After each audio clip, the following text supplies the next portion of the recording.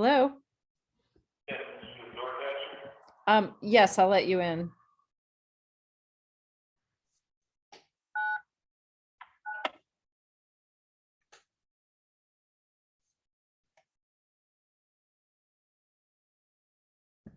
All right, good evening, everyone. Welcome to the Case Western Reserve University and ACAMS Northern Ohio event this evening on supervision and enforcement of blockchain-based financial institutions. And at this point, I'll turn it over to Kathy Mansfield for a moment. And welcome, everyone. Thank you so much for joining us. We're glad you're able to join us for this installment of our Thursday evening programs associated with the Master of Arts in Financial Integrity program at Case Western Reserve Law School. Tonight, we'll be welcoming Braddock Stevenson to talk about supervision and enforcement of blockchain-based financial institutions. We're so glad that you're able to join us. At the end of the webinar, I will be posting information about continuing legal education, and I will also be talking about our installment of our next lecture, which because of the holidays will actually be in just a couple of weeks. So John, I'll turn it back over to you and ask you to please introduce our speaker and the ACAMS chapter and our co-sponsors. Thank you. all right, thank you, Kathy. Just a couple of event housekeeping rules here. Participants that are on are muted from the presenters and each other. So we ask that if you have questions during the presentation, please type them into the Q&A to get your question asked, and that'll be presented to Braddock Stevenson, our presenter, as we move along. The chat will be used to inform you of the additional information that may come up during the presentation and along with the continuing education information. ACAMS International has asked that we promote the Hollywood conference that they'll have coming up March 21st through 23rd. That's in Hollywood, Florida. It's a great event if you're looking for information on anti-money laundering and information about various vendors, things like that. Also want to give thanks to the chapter sponsors, the Northern Ohio chapter sponsors of KeyBank, PNC Bank, MGM Northfield Park, AML RightSource, Notre Dame College Center for Intelligence Studies, and of course, Case Western Reserve University MAFI program.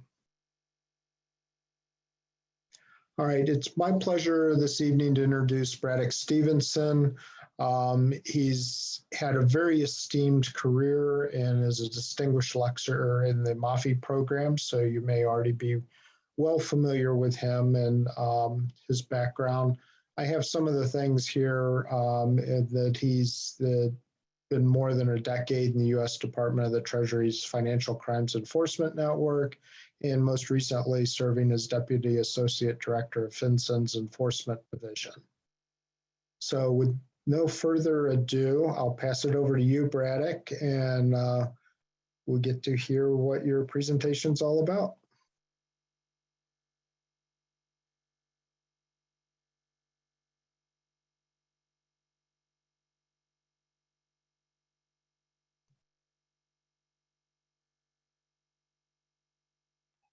Okay, thanks, John, and thanks, Kathy. So it's great to be here, and I really appreciate the opportunity to present to the Northern Ohio chapter of ACAMS. I think you guys have some of the best presentations and different meetings that I've experienced, both at my time in Cleveland, as well as my opportunities to come and be a guest lecturer, and also hear other guest lecturers. So it's always an honor to be able to do that.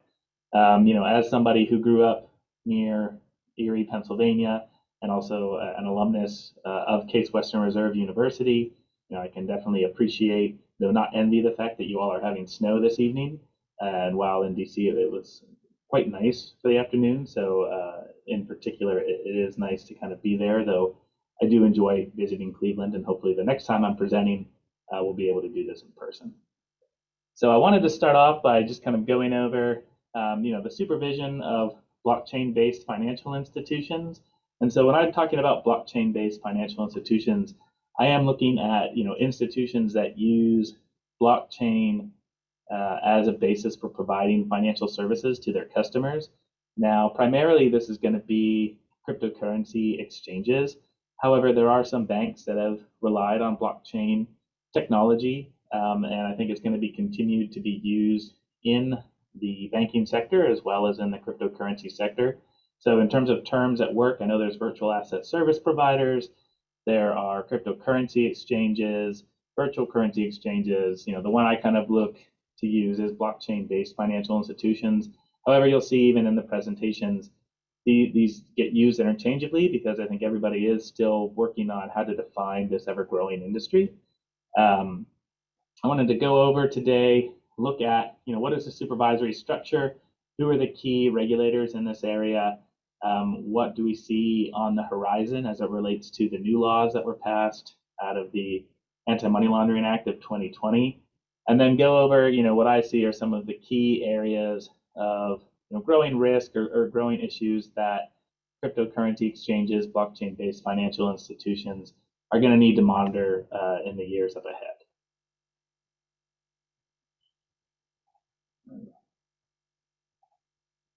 So real quick, I know most of this is going to be pretty familiar to all of you.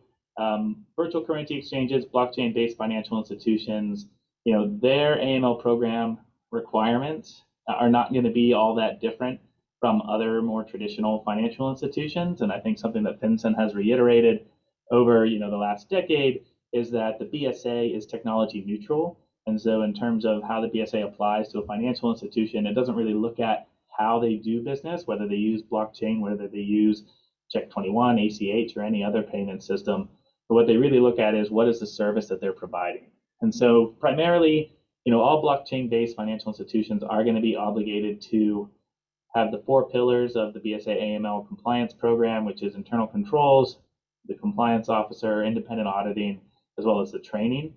Some persons within the blockchain-based community, and that's going to be the banks, that's also going to be the state chartered trusts, and I'll get a little bit into that later, where, very recently, earlier this year in March, as it were, FinCEN required state chartered trusts to both comply with the CDD beneficial ownership rule, as well as some other aspects of BSA compliance that they fell outside of. State chartered trusts are considered banks under the BSA, so that is something to kind of keep in mind in terms of, if you're going to operate a blockchain-based financial institution, cryptocurrency exchange, whether you organize as a money transmitter or a trust company, the laws that apply to you are going to be slightly different.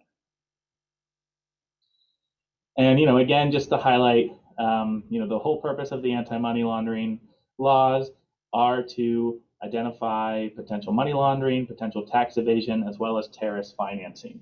Money laundering is, the movement of property or monetary transactions that involve property that's been derived from specified unlawful activities. And specified unlawful activities run the gamut. There's a substantial number of them that, anything that pretty much is a crime that's going to generate some type of proceeds or funds is considered a specified unlawful activity instead of going through all of the lists. And so in response to that, the US government created the Bank Secrecy Act back in 1970, which really focused on having financial institutions as well as certain persons report information to the government that'll be valuable to law enforcement for detecting and reporting this activity and for investigating this activity as well.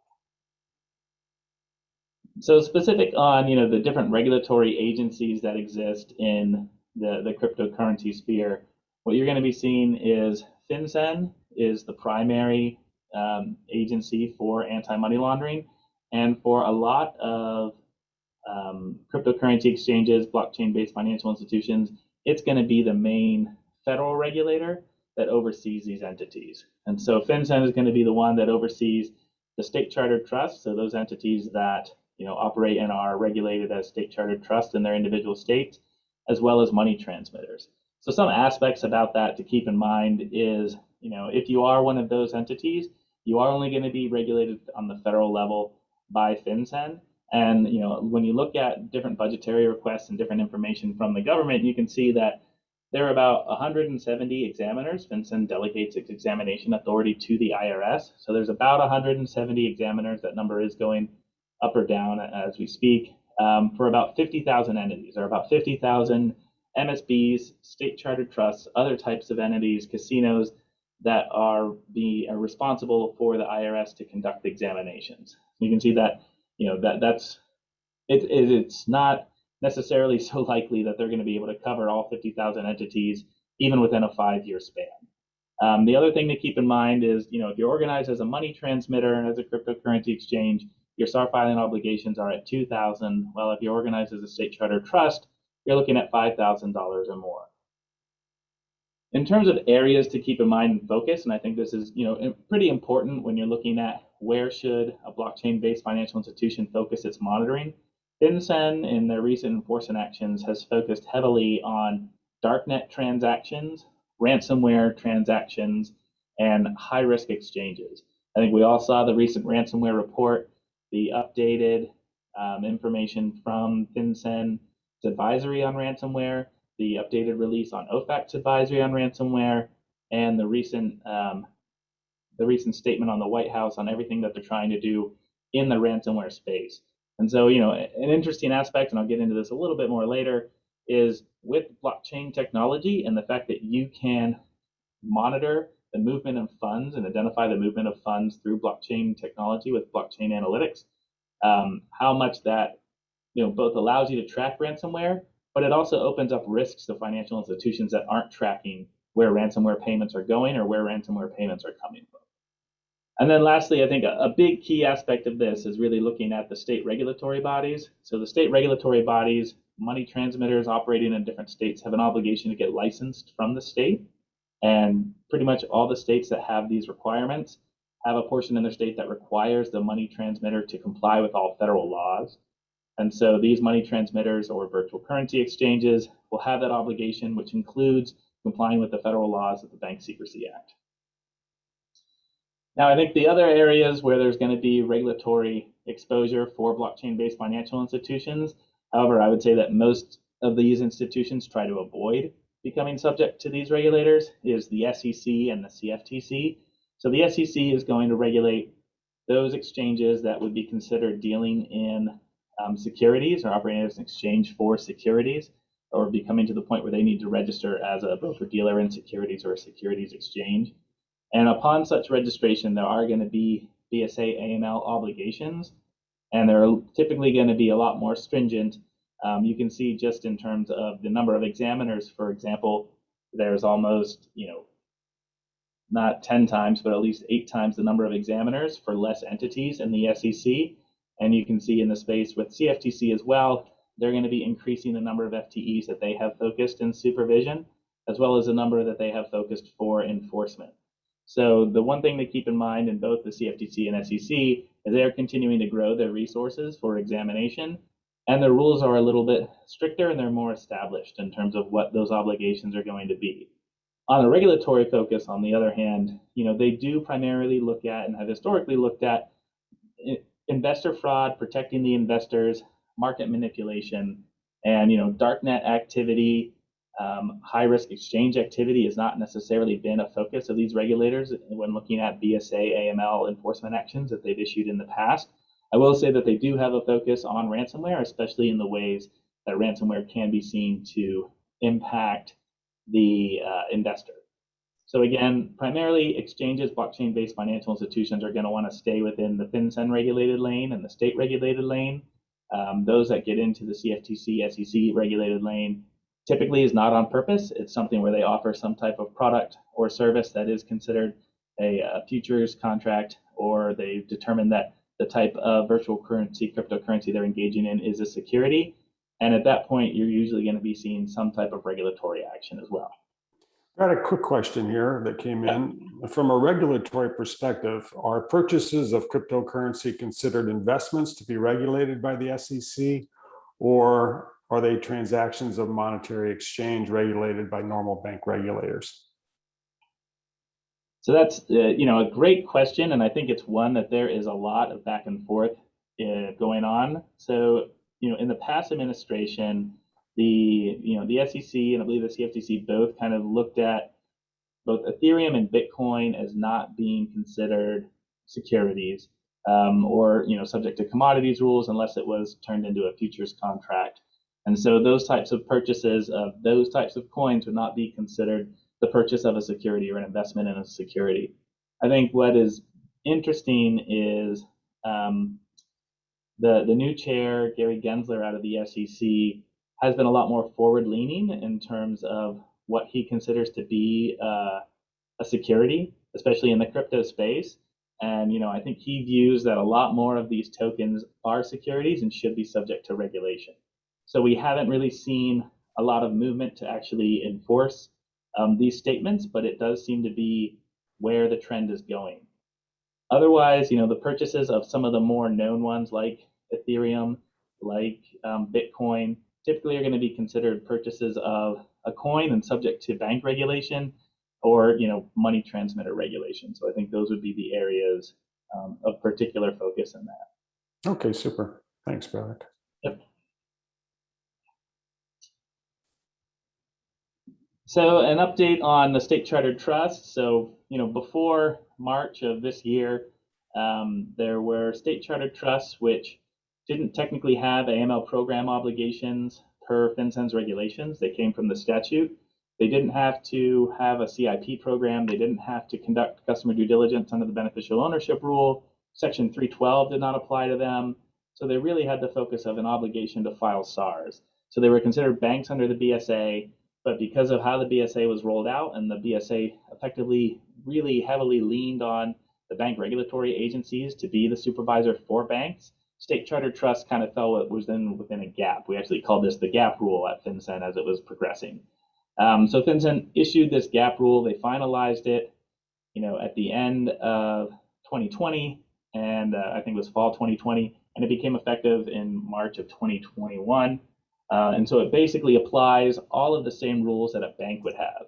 So for a lot of cryptocurrency exchanges, they are organized. Most of them are organized as money transmitters, but many of them and some of the larger ones are organized as state chartered trusts. And so where before they had a compliance program and expectations probably more similar to a money transmitter, they now have these new obligations that really regulate them more as a bank. So they have, foreign correspondent due diligence obligations where they have to monitor their foreign correspondence. And in the crypto space, because institutions operate almost, across borders automatically in the way that they operate, there is a lot of exposure to this type of activity, and so it really does increase those due diligence obligations on these institutions. So it'll be interesting to see how institutions, after the issuance of this rule, whether they continue to organize themselves as state chartered trusts, or as is out there, is the potential to be regulated by the OCC to get a special charter, special national charter from the OCC. And whether if they figure that they're already going to be obligated to do everything as a bank, whether they would get that protection by being regulated by the OCC. And in particular, the protection that I would be seeing in that space is they would be able to be regulated solely by the OCC, but not have the same obligations that they currently have to state regulators. And so, there could be some benefit to only having one regulator instead of 50 regulators plus FinCEN.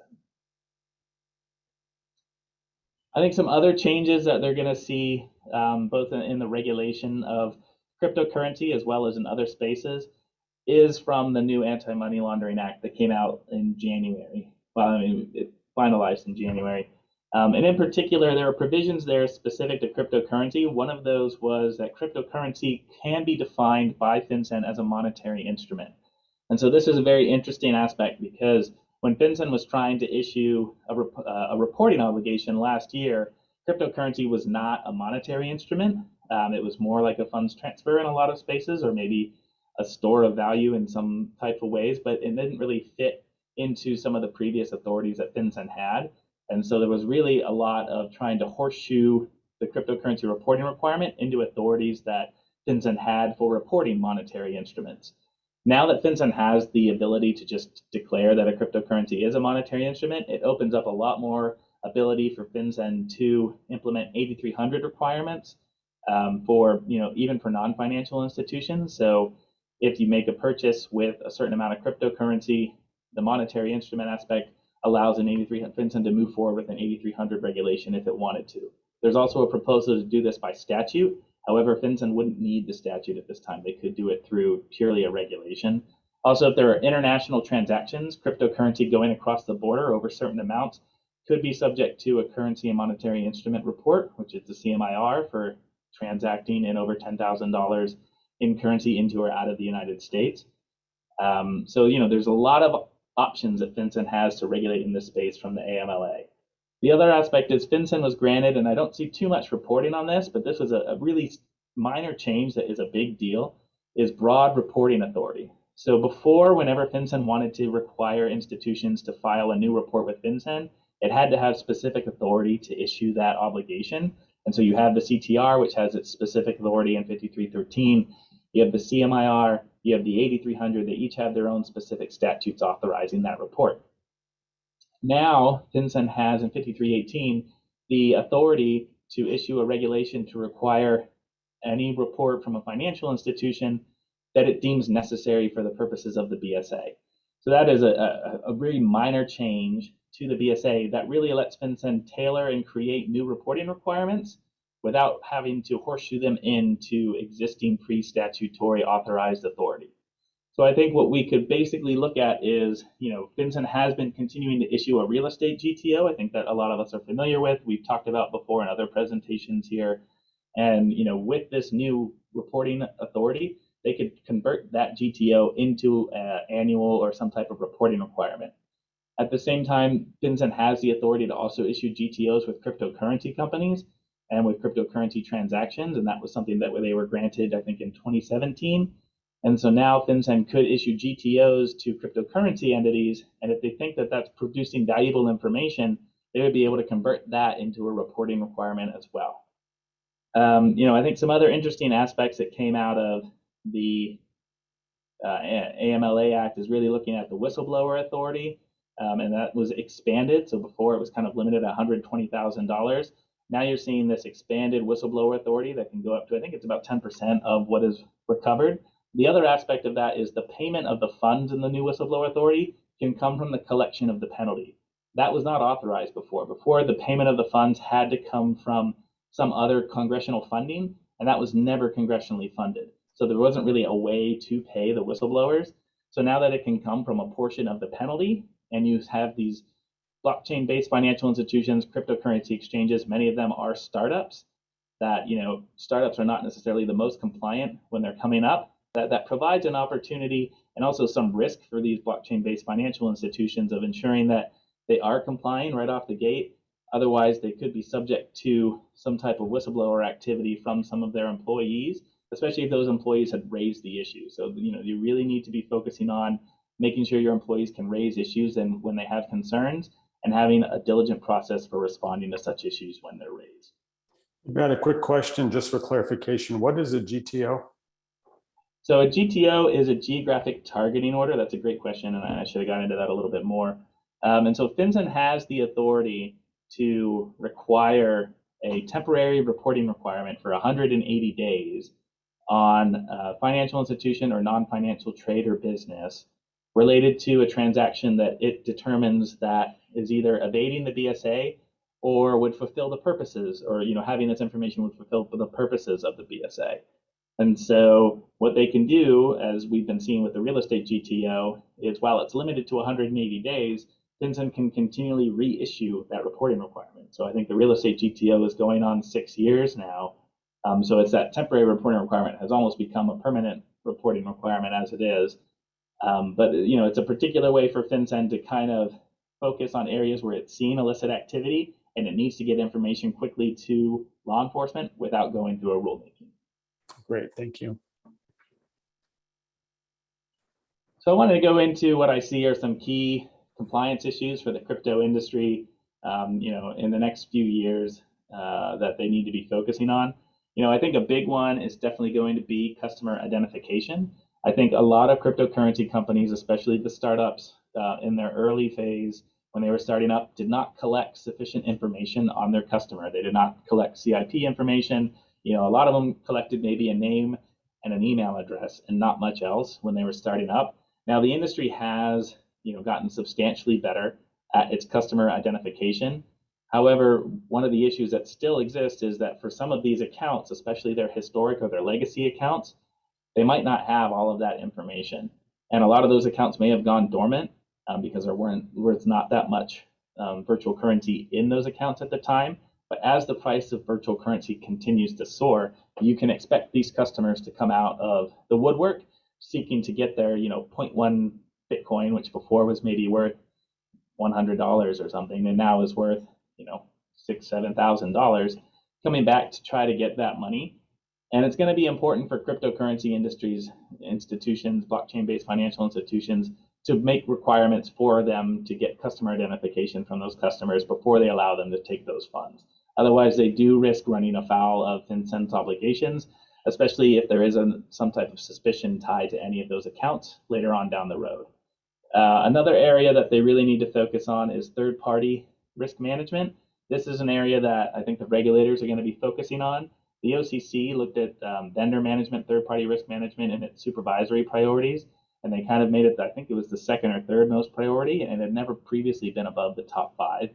And so, these areas are going to be in areas of focus, and you really need to know what are your vendors doing, and if you hire vendors to conduct compliance for any of your laws, especially OFAC sanction screening, for monitoring, for suspicious activity, you need to have processes to audit those to make sure that it's happening at the level that the government would expect. Otherwise, you can expect that there will be some scrutiny there in particular. And I think, the last area that's really going to be a focus is foreign partners, foreign correspondents. I'm about to get into FinCEN's focus on ransomware, and in particular what FinCEN found in its most recent report on ransomware was that there was a lot of cash out of ransomware happening at exchanges, and in particular foreign exchanges. And so if you are a US entity that's doing business, maintaining an account, or continuing to have a counterparty that's a foreign exchange, then you have 312 obligations, you have counterparty due diligence obligations, and on the blockchain, because you're able to see the flow of funds and you can watch the chain of custody of the flow of funds, you would be able to identify how much ransomware payments or the ransomware exposure of those foreign correspondents. And considering all of the scrutiny that's being placed on ransomware, I would put some focus on how do you monitor the exposure of your foreign correspondents to ransomware, and making sure that you either mitigate or exit relationships where that risk is too high.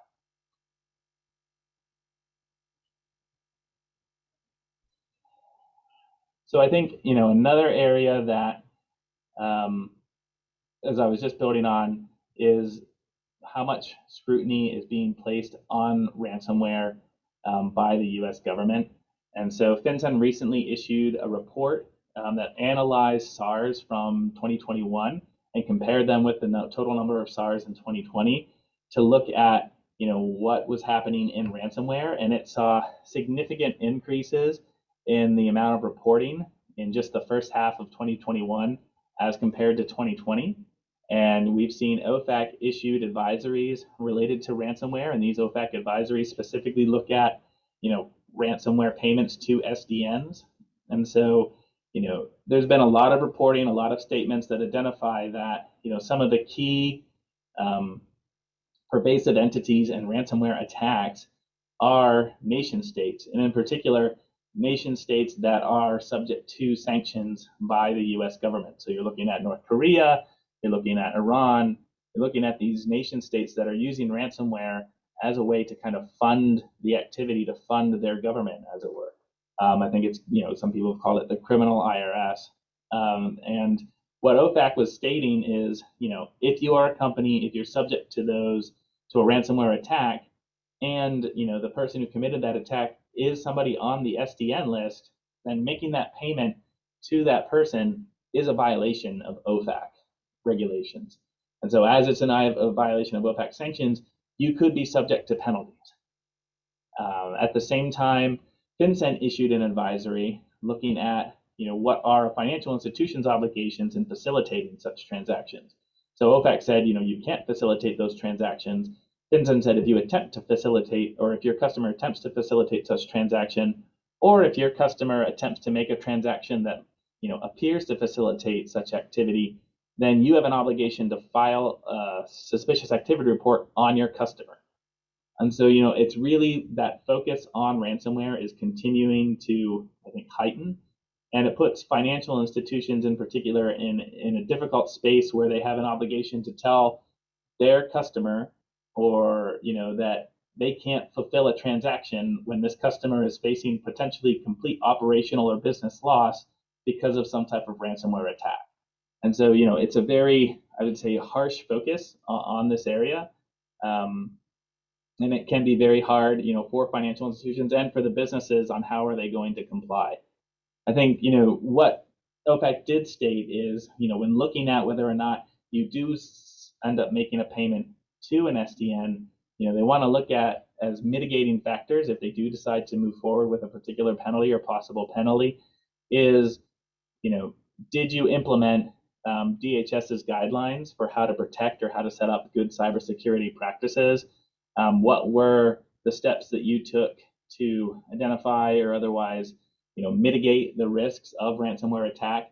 And then did you voluntarily disclose, or how quickly did you disclose to your regulator? And if it was an SDN to OFAC, the fact that you were subject to a ransomware attack where there wasn't an SDN on the other side. OFAC also points out that you should be requesting a license if you're going to want to make such a payment. However, again, there's no strict guidance or strict way of saying this, but at the same time, our view and our experience is that an OFAC license to pay funds to an SDN, especially a nation state, a rogue nation state, is unlikely to be approved.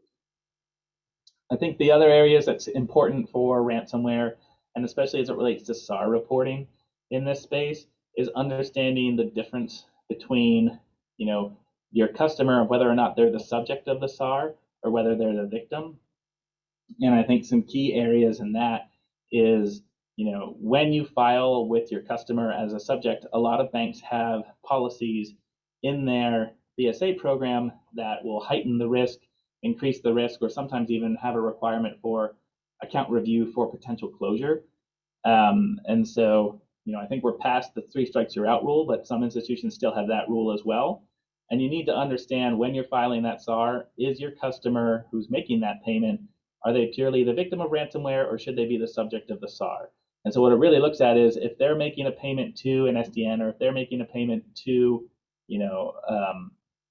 that knowingly violates some type of money laundering obligations or criminal act, then it's very likely that you might want to look at them as a subject. However, if they are really just an innocent person trying to make such a payment, then you should be considering whether you list.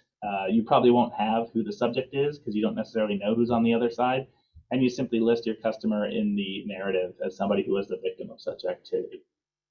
I think some of the areas that FinCEN focused on for red flags, and I think a big one that's going to be important in the blockchain cryptocurrency space with ransomware, is monitoring the transactions, especially as they relate to digital forensic incident response firms. So digital forensic incident response firms is an area that FinCEN looked at, and these firms are created to negotiate and to make the payment as it relates to ransomware. So if you're subject to a ransomware attack, a defer firm is what FinCEN calls them, will act on behalf of your entity to negotiate with the party who perpetrated the attack on what would be a fair settlement and how to make the payment of that, and make sure that they're kind of the middleman between receiving back the data, receiving the information necessary to be sure that you can access your information, and at the same time providing that payment.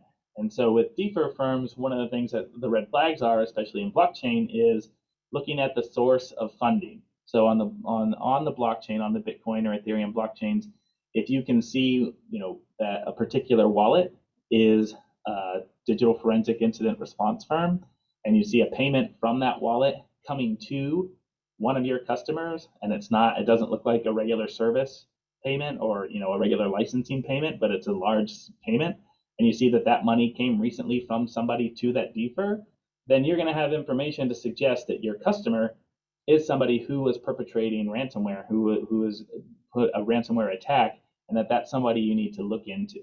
And so there are lots of things on the blockchain that ransomware it can help mitigate the risks of ransomware. even though it is usually used as the most likely currency for ransomware, currently is Bitcoin, as FinCEN had found.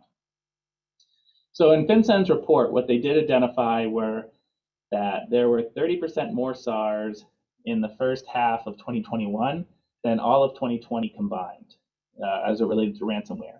And now, while this is a pretty, eye-popping figure in terms of, that increase, I think one thing to keep in mind is that the first advisory that FinCEN issued on ransomware was at the end of 2020. I think it was in September, October of 2020.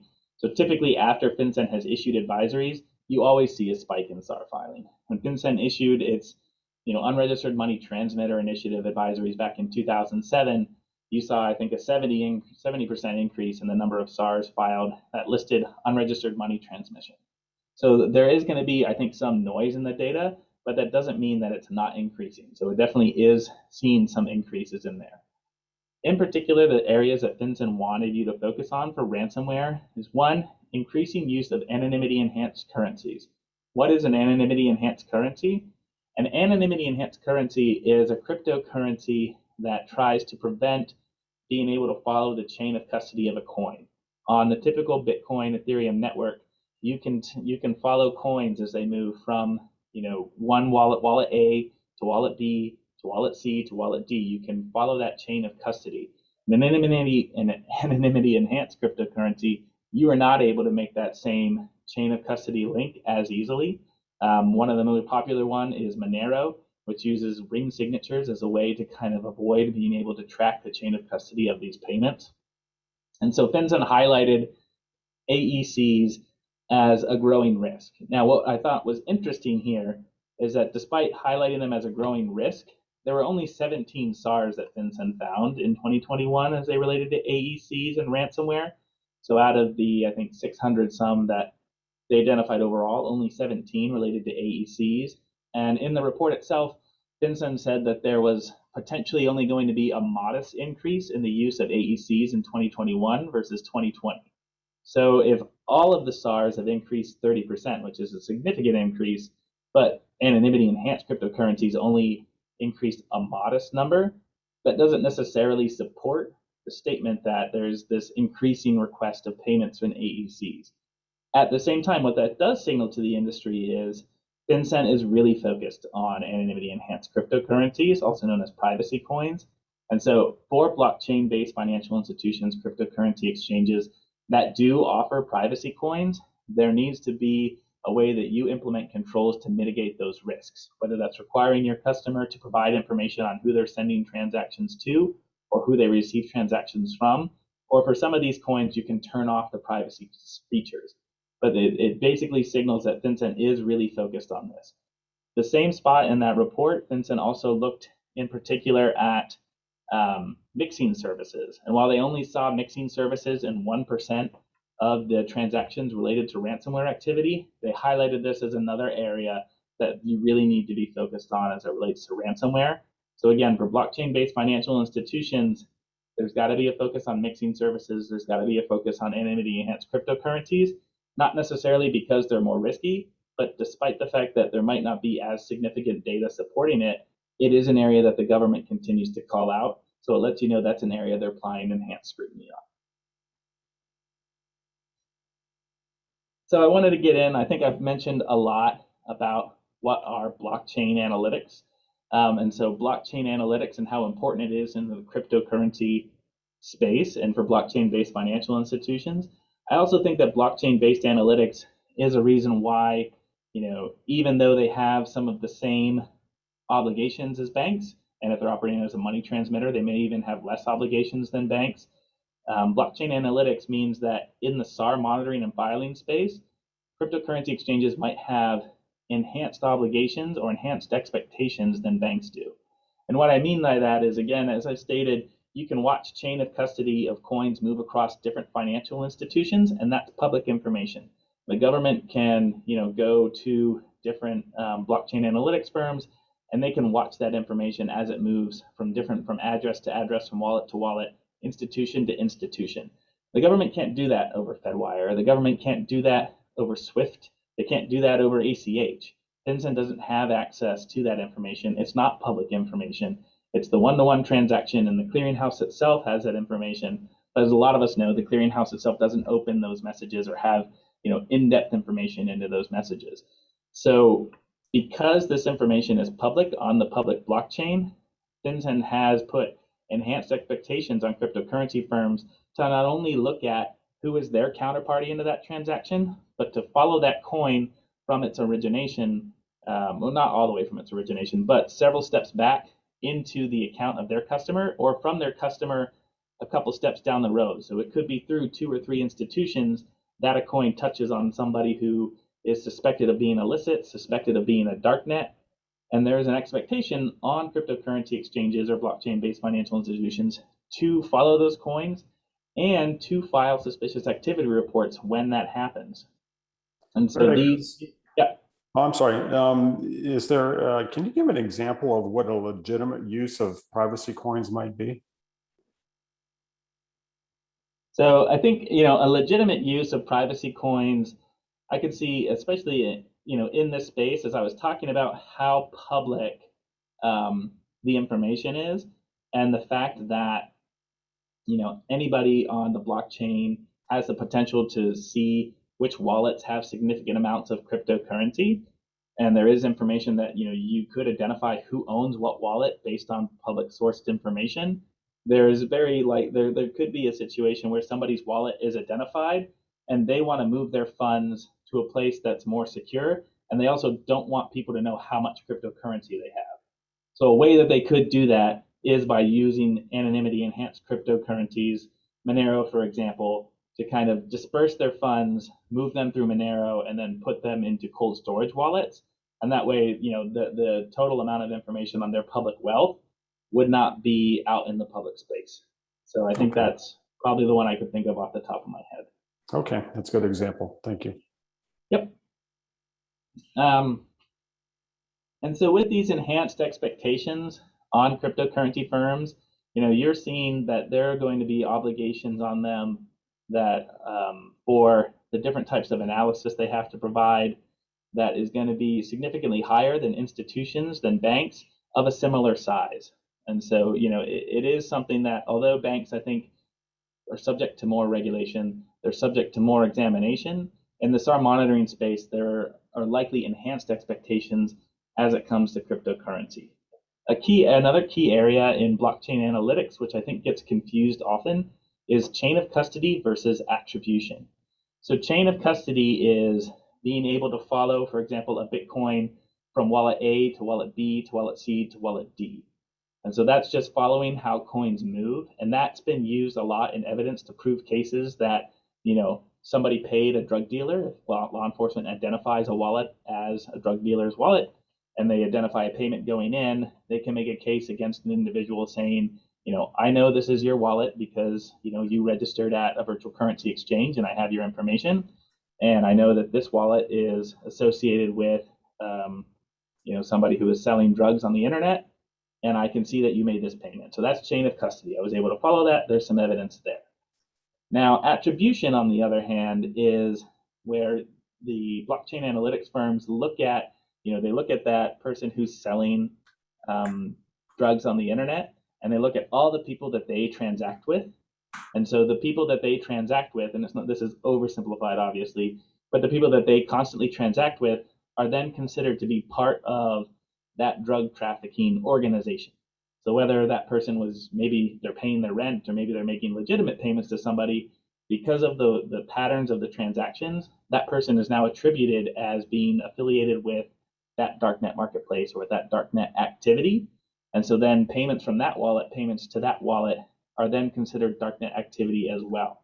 And so you can see that as those links continue to grow and they spread from that original wallet that you knew was, a suspicious wallet related to drug activity, the levels of attribution are going to lessen. But at the same time, it's not readily apparent that that is the case in blockchain analytics. So for a financial institution, they might not have sufficient information to be able to differentiate what was the original wallet versus what is a wallet that was attributed to being related to that wallet, a couple steps down the line. And so, blockchain analytics firms, they have this information. They are looking to push this information out to the customers, But if you look at the enforcement actions that have been taken, there have not been such a delineation in that attribution space.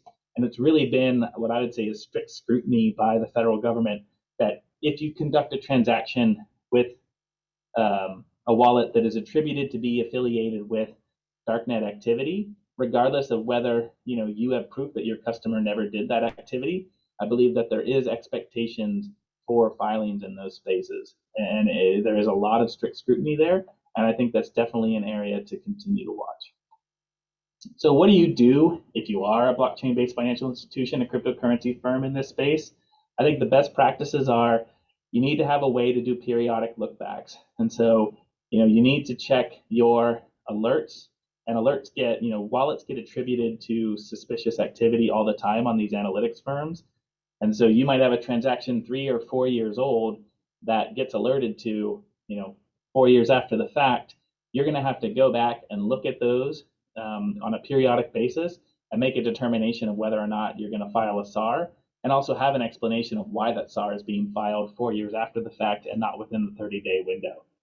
I think the other area is really trying to focus your transactions with, depending on the businesses you provide, with other cryptocurrency financial institutions. And then at the same time, the standards that you have for SAR filing, you do need to make them very objective. Any subjectivity in those standards could be held against you by a regulator when they're conducting an examination. And so I basically went over, I think, most of this. I mean, a couple other points I just want to highlight as it relates to it is, the one thing is everybody in the crypto space and a lot of the companies that are trying to comply, they're all trying to use the same information to identify suspicious activity. However, as I've said, information on the blockchain is public, and you can see public information that the government, including FinCEN, contracts with these blockchain analytics firms. So you basically have both the government and financial institutions looking at the same information and looking at like the whole picture, the whole pie, because it is blockchain and you can see all of the transactions. And you have the government that has the information about what's suspicious based on whether it's a law enforcement request, whether it's a seizure of a database to know who are related to other drug traffickers, and you have the institutions who have information on the customers. And so I think there should be a better way to allow institutions to get the information to FinCEN that doesn't require the constant SAR reporting, the constant look back obligations. And so I think there's two ways that they can do that. One is the NDAA or the AMLA Act required FinCEN to establish automated or streamlined SAR filing procedures. And so in some ways, if FinCEN wants this type of reporting on any transaction from your customer that goes to a wallet attributed by a blockchain analytics firm to be a darknet or to be engaged in suspicious activity, they should create a way to really, you're just shooting the customer's information, the date of the transaction, the amount of transaction, not really going into having to fill out the full narrative, not having to go into the full expectations of a typical SAR, because at the end of the day, all the information of why that's suspicious, FinCEN contracts with these blockchain firms as well, so they can see it just as much as the institution can see it. So you're not really providing any more information in that than is already available to the government. I think the other area where it could be reversed is the government is able to do blockchain analytics themselves. They are able to use these firms to identify wallets that are suspicious, using 314A on the government side to reach out to blockchain-based financial institutions, cryptocurrency exchanges, and requesting information on the accounts that they're particularly interested in. So because you have the analytics, the government has the analytics to do this, it almost makes it a lot easier for them to share this information to the institutions, and then they get the information back to them. Another area that's really complicated in the cryptocurrency space is the travel rule. I think the travel rule has become very basic for traditional financial institutions, for banks, and for cryptocurrency institutions, it's a lot more difficult because the blockchain doesn't allow, like Fedwire, like Swift, to record the necessary information and transfer it to the other financial institution on the other side. So there is a lot of work that's being done, and FinCEN has continually looked at the travel rule as an area where they do expect financial institutions and cryptocurrency exchanges to comply. And in the quotes that kept coming up from the director before, he said they take a technology neutral approach. and they expect the institutions to develop a way to comply with the travel rule. Now, there is some debate whether or not the travel rule is actually, whether cryptocurrency transactions are covered by the travel rule, and it's not necessarily, I would say, settled in some space. And so while FinCEN continues to state their expectations here, it's interesting if you look at the BTCE action by FinCEN.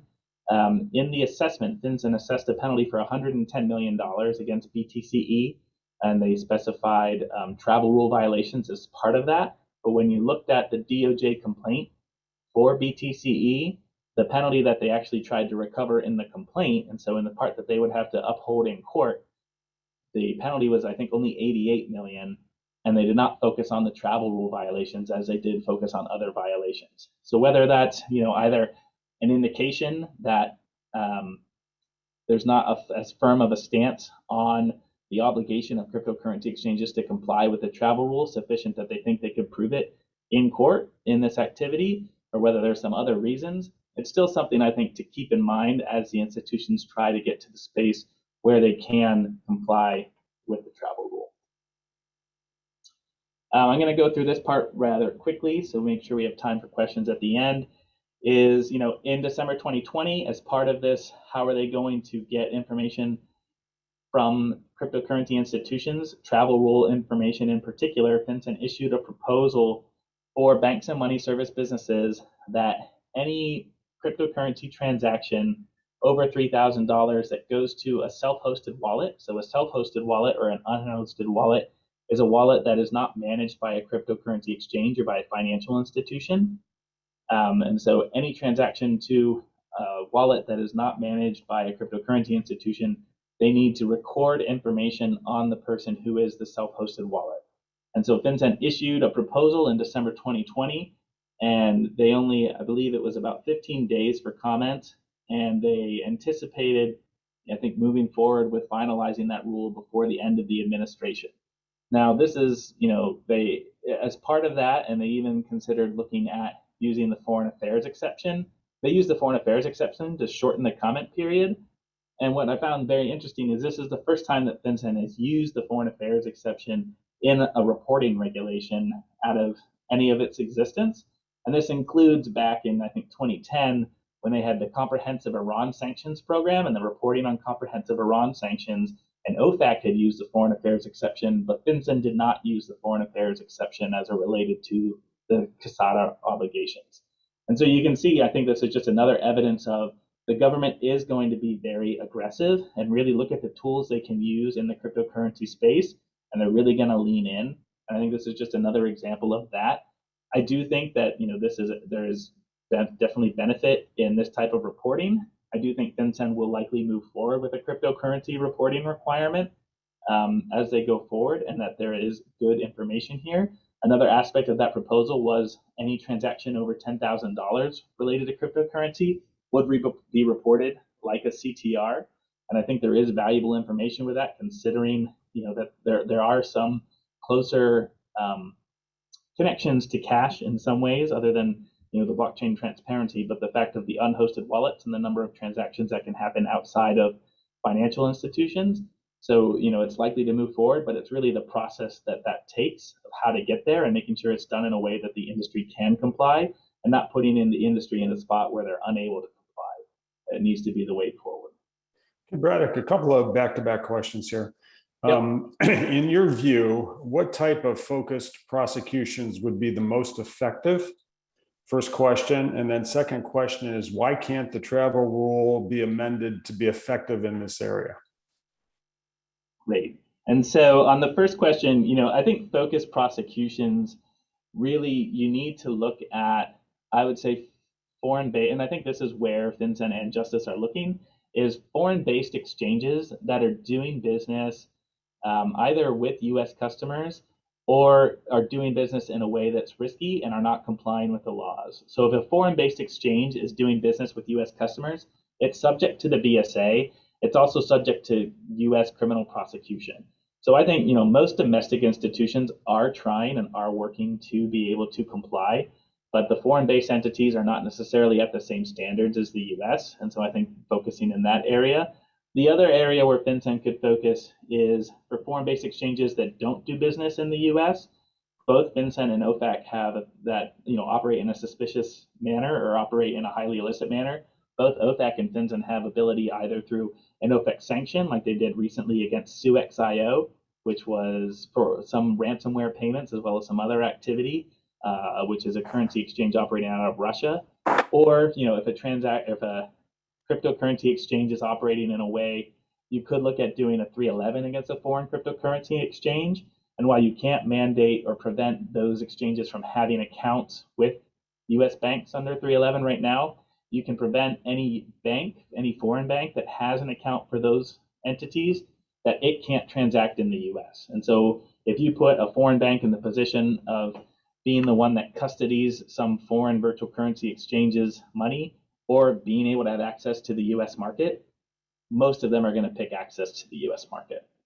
The travel rule definitely can be amended to cover cryptocurrency, and FinCEN put a proposal to do that about a year ago. They still haven't finalized that, but I think that is something that they're looking to kind of make clear. At the same time, they said that that regulation was a clarification and not necessarily anything new. Super, thank you. Yep. I wanted to go over in the AML space and enforcement activity. I think something that we've seen in recently this year is a downturn in AML and sanctions enforcement activity compared to previous years. I don't think that that's necessarily an indication of a change in heart from regulators or enforcers. I do think that some of that is probably related to the pandemic kind of putting a pause on examinations for a certain period of time, or examinations were done remotely, and it took a while for the government to kind of rev up, and for institutions on how to conduct that process through that, during that pandemic. And I think the other area that we're seeing, especially in cryptocurrency space, is a lot of joint actions. For example, BitMEX, there was an action by both the CFTC, by the Department of Justice, and then FinCEN came on with an action. So we're seeing a lot of actions against the same institutions by different regulators, as I think they're trying to jockey over who's going to be the main regulatory body in this space. So this was another interesting slide that we had put together, and it looks at FinCEN's enforcement proportionality and fairness in terms of how they assess penalties, and it compares over here the total percentage of unreported activity and what was the percentage of the penalty as the total amount of unreported suspicious activity as described in the consent order, and then the settlement as the percentage of the maximum authorized penalty. And so you can see that both Harman and BTCE have the highest percentages in the maximum authorized penalty, BTC up to 50%, Harman up at 30%, and both of them in terms of the percentage of unreported activity, and both of those are cryptocurrency exchanges. So again, you're continuing to see cryptocurrency exchanges being hit harder, being focused on more for that activity. Now, again, these people had no AML program. They definitely, I think, were not compliant with the BSA whatsoever, and so it does make sense why those penalties are happening. But continuing to look at why it seems to be focusing on those egregious activities and in the cryptocurrency space. Braddock, a couple interesting questions here about ransomware. The first question is, what acts are needed to delegitimize ransomware? And there's the follow-up question that essentially says, this question is being asked because it sounds as if our actions so far have been to legitimize ransomware rather than to delegitimize them. Yeah, I mean, I think those are some great questions, and I think there is a lot of policy discussion going on about, what to do with the, potential legitimization of ransomware. And it's interesting the amount of focus that FinCEN put on these digital forensic investigative response firms, incident response firms, in the advisory as well as in the report, highlighting the number of SARs they filed. They also highlighted that such activity might be subject to the BSA. So if you are conducting what these DFIR firms do, you could be subject to the BSA and have those obligations. And so, I do think that there's going to be some focus on these intermediaries, and in particular trying to look at these intermediaries of whether they're providing a service, or are they legitimizing this activity? And it's an interesting debate. I mean, and it's definitely something that I think at the higher level of policy, they're trying to figure out, how do we prevent ransomware from occurring, but at the same time being able to protect victims of ransomware and being able to make it so they can get out of a very predicament that they're in is going to be important. And so it's rare that you would see enforcement activity against the victims. However, I think for these digital forensic incident response firms, it's going to be important for them to make sure they are complying with the laws. They have really strong processes in place, because if I were to see an area where I would expect potentially focus to try to get at that very issue of legitimizing ransomware activity, that's where I would look. Great, thank you. Mm-hmm. And so, a couple quick things. I've already gone through, I think, the different virtual currency actions. FinCEN has recently taken action against BitMEX. That was a foreign located entity that, purported to close off its exposure to the US. However, based on IP address and other information, there were continued and use of VPNs. There was continued US presence on the exchange, and they even identified it, but they didn't do anything in response to that activity. And so there was an action, and they did hold them as being required to comply with US law and as though they were a US institution. Another area that they looked at was a penalty against Harman. And I think the key in both of these penalties is, if you read where they lay out the penalty, they lay out transaction by transaction all the suspicious transactions that occurred, whether it was with Darknet, whether it was with, they put the aggregate numbers, but whether it's with Darknet, whether it's with ransomware, whether it's with a high-risk exchange. And so this detailed information, you don't see this in the banking space. You don't see this in other actions that FinCEN has taken, but you can really kind of lay out each of the transactions they did. And a lot of that is going to be attributed to that access to blockchain analytics. You can really see all of that exposure. However, what's interesting is these are foreign-based institutions, at least BitMEX was, but it appears that they had been held obligated to report on all of the transactions, even those that were not with US persons, but were completely from a foreign person to a foreign person. So it's interesting in terms of how this applies in the blockchain space, and whether there really is a delineation between domestic and foreign anymore for institutions operating in the blockchain space. And so it's really important, if you do operate in that space, you have to create that delineation. You have to create that wall between the businesses. Otherwise, your foreign activity could become subject to US law, and you could become subject to US penalties for that. Okay, Braddock, I do have one more question. However, we are pretty much at the end of our time. So I'm gonna, just for the sake of everybody else that's in attendance, I'm not gonna ask that question tonight. That's fine. I think I'm finished. So apologies for going a couple minutes over. Definitely open to any more questions, or at the same time, if you have a question, feel free to contact me. I'm happy to respond. All right, Braddock, I want to thank you for a brilliant presentation this evening. It was well received, I believe, at least on my part and by others based off the questions. So we can see why you're advising financial institutions and the fintech companies on these topics. And I'm sorry, I also just want to add my thanks so much. I think this is the third time that you've spoken in this lecture series, and we just appreciate your brilliance and your time. And it's especially gratifying to see a case grad, do so well. So thanks. I just wanted to let everyone know that because of the holidays, our next edition of this is going to be sooner than later. It's on Thursday. I've lost the date. Give me just a second. December 2nd. Thank you. December 2nd. And we have a really interesting panel. It's going to be called 9/11, a 20-year retrospective of the central backstory. It will be featuring Dennis Lormel, who was with the FBI on 9/11 and coordinated a lot of the financial response to 9/11. Phil DeLuca, former Senior VP and Director of Compliance Controls at US Bank, and Jody Myers, who's the Chief Risk Officer at Western Union. Sure to be a fascinating discussion by people who were there and involved in the response to 9/11.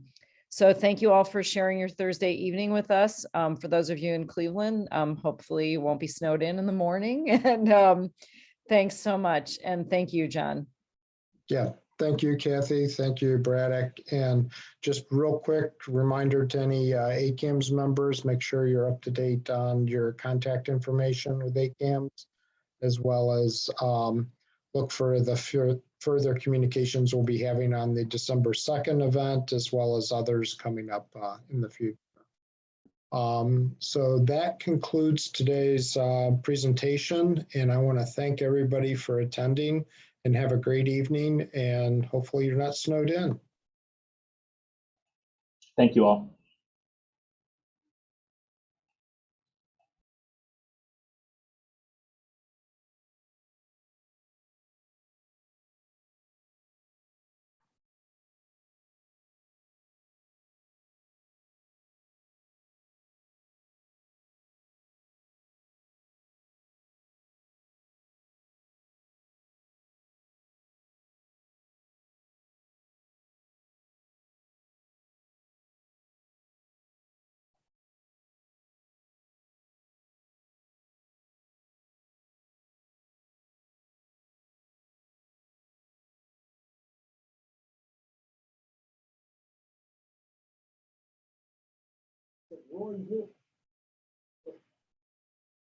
Just get that look on the face.